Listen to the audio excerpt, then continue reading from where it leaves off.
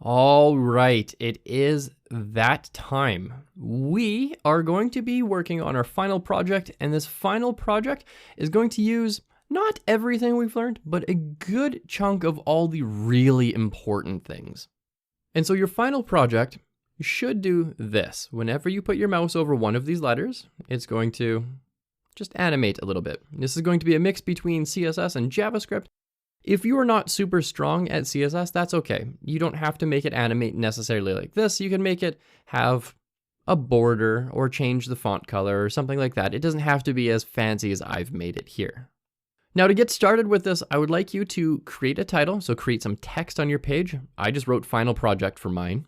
Select the title using your JavaScript, and then you're going to want to split the title by all of its characters. So you're going to want to grab every single character in here. And then you're going to want to basically rejoin all those characters with a little HTML around them. And then you can select every character by the class that's around it and add an event listener to each one. So you're going to have to use a couple of loops here. And then whenever you put your mouse over one, you should be able to change the class styling. So add or remove a class. Again, this is going to require a little bit of CSS, but hey, you know what? If you're not super strong with CSS, it doesn't have to be fancy. It just has to be functional. That's what JavaScript is. JavaScript is functionality, CSS is beauty. So I've mixed the two here, but we really just need to be focusing on the functionality. So this is my final display. This is exactly what I got here. And I would like you to try to write this out on your own. For this, because this is fairly complex, definitely feel free to reference the other videos again or any of the source code. Definitely use Google or Stack Overflow or Mozilla's Developer Network, MDN, as any sort of reference you need to get this done. Take as much time as you need and try to work through it yourself. So in just a moment, I'm going to turn the screen black, and I would like you to pause the video and give this a shot. Try your very best to do this on your own. Now, obviously, if you get stuck, you can just hit resume on the video and you can see the way I do it. I'll show you exactly how I got to this point so that I can do this. So go ahead, pause the video now and give this a shot.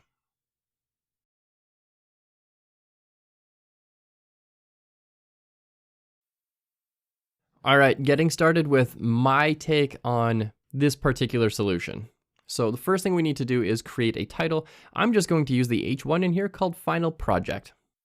So that one's done. Let's go ahead, get rid of that from our list.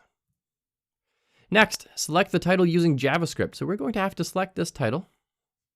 So let's go ahead and create a const H1 is equal to documents.query selector, and I'm just going to select the H1. It's the only H1 on the page, so I can do this.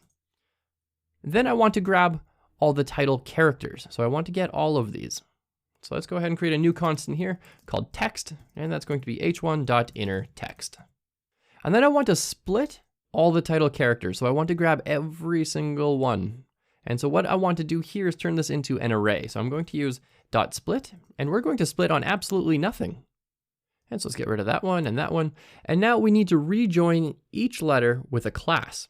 And so we need to loop through all of this text, and for every single one in here, we need to put some sort of class around it. So what I'm thinking is span class JS letter. So I can select it with JavaScript. Something like that. And it's going to go through every single one. So there's going to be a span around the F, a span around the I, N, A, L, Project, and I'm going to also want to not include the space. So how do we go about doing that? Well, we're going to need to create some new HTML to put in here. So I'm going to create a new variable called HTML, and it's just going to be a blank string for now. And then I want to loop through all the text. So this is not actually text, these are letters. And so let's do letters.for each letter that we have. We have a single letter, and we're going to use a fat arrow here, and we can just work with this letter. So now we can say HTML is equal to HTML plus span class is equal to whatever the classes are going to be. We don't know yet. Whatever the letter is, so I'll just fill that with L for now. And this is what it needs to look like, something like that. Now we need to actually put the data in here. Well, I don't want to do a lot of concatenation here. I want to use a template literal. And the letter can just be the variable letter.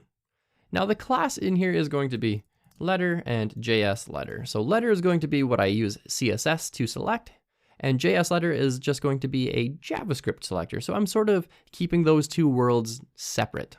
Now at this point, I can select my H1 again and do inner.html is equal to HTML. Let's go ahead and open up our page and refresh. Open up our console. And where's our H1? Look at that.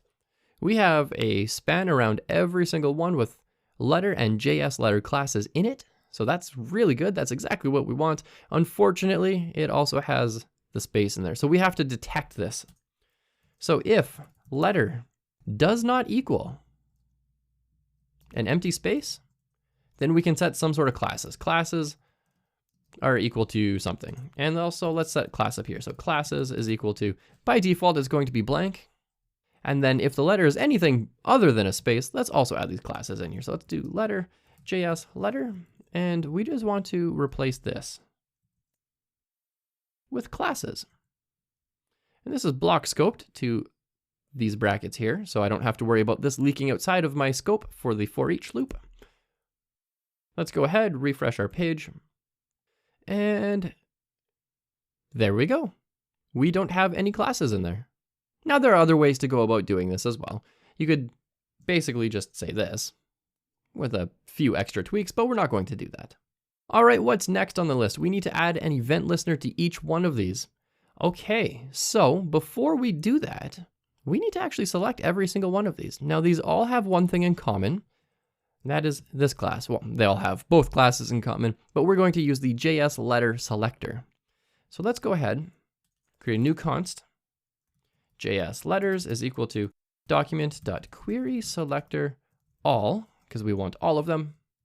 And we're going to select our JS letter. Now we need to loop through each of these and add two event listeners.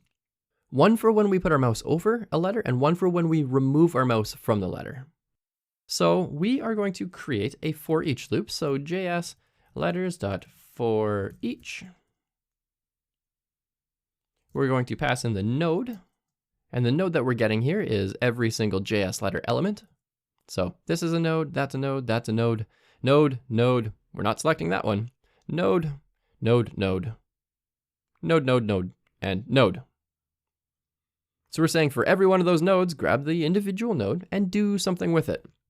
And it's at this point we can add our event listener. So let's just scroll this up.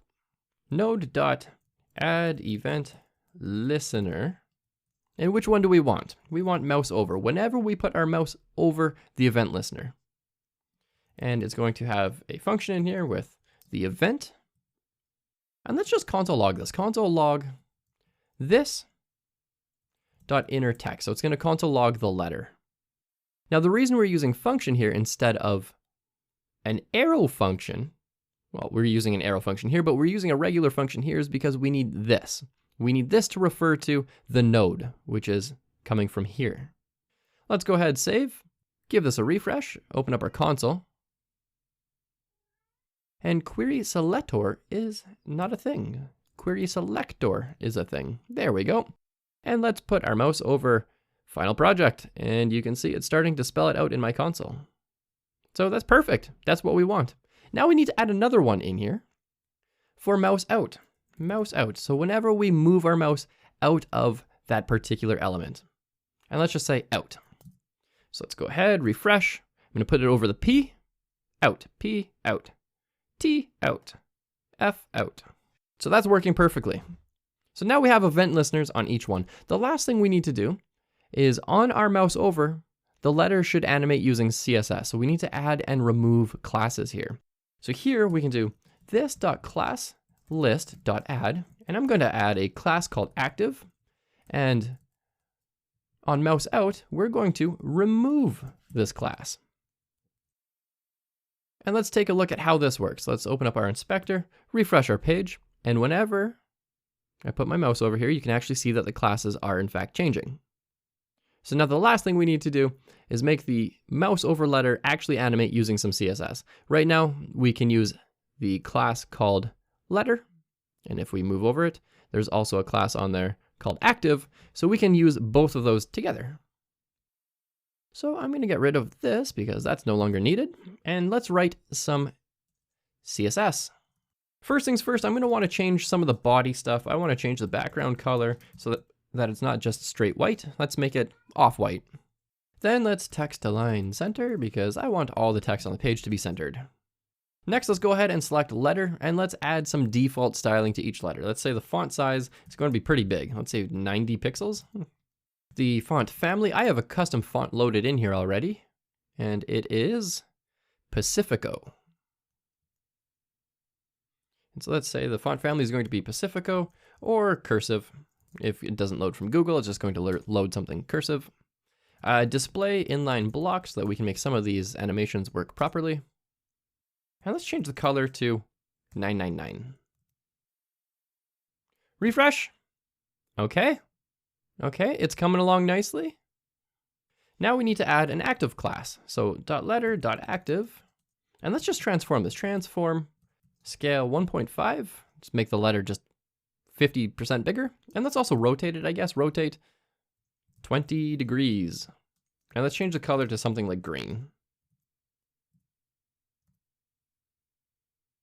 Oh, look at that. It's getting there. Okay, so this looks a little choppy, but we could fix this up pretty easily with some CSS. Let's go ahead and add a transition.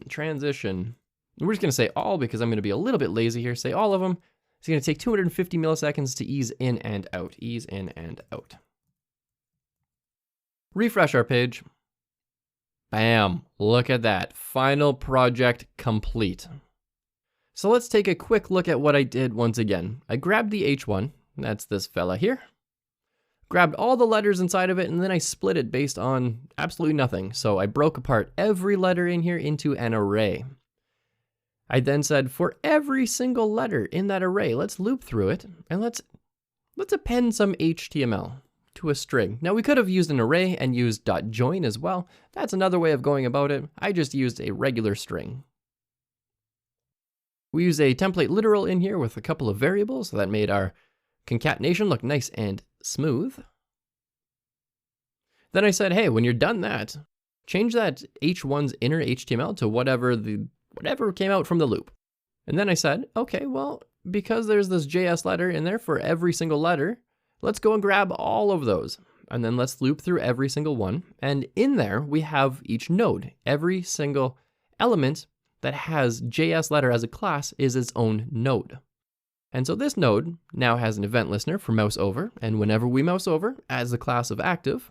And there's another event listener, so whenever we take our mouse out, it removes the class of active. Lastly, I made it look pretty with some CSS. So just a little body background styling there. The letter itself has a larger font size, a custom font family, display inline block because we're using a span, so we need to use that in order to use transform properly. Change the font color, the default font color, and gave it a transition, so it's going to take 0.25 seconds in order to transition in and out of its animation. And its animation comes from its active state, so whenever there's an element that has the class of letter, and it also has the class of active at the same time, we're going to transform it to be 50% bigger, rotate it 20 degrees, and change the font color to green. Done and done. Lastly, we check our console. We make sure that there are no more logs, so we're not console logging anything because that's not necessary. And also, there are no warnings, there are no errors, there's no info or debug. Everything looks healthy and happy. We have finished our final project together.